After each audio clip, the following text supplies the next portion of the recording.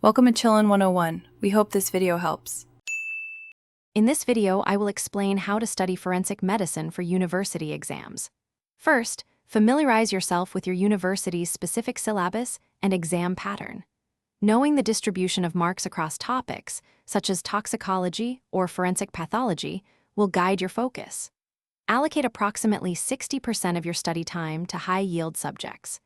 A well-organized study plan, broken into manageable daily or weekly goals, is crucial for comprehensive coverage and retention. To build a strong foundation, concentrate on fundamental concepts such as the stages of decomposition, various types of injuries, and their medico-legal implications. Standard textbooks like Perrix or Reddy's are invaluable, providing detailed explanations and illustrations. Supplement these with reputable online platforms offering up-to-date information.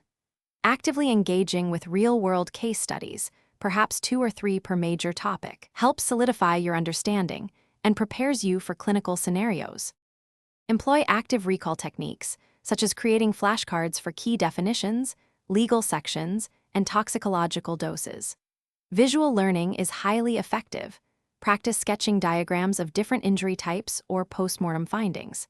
Consider forming a small study group of 3 or 4 members. Discussing challenging concepts with peers can offer new perspectives and reinforce your learning, helping to identify any gaps in your knowledge before the exam. As the exam approaches, dedicate significant time to solving past question papers.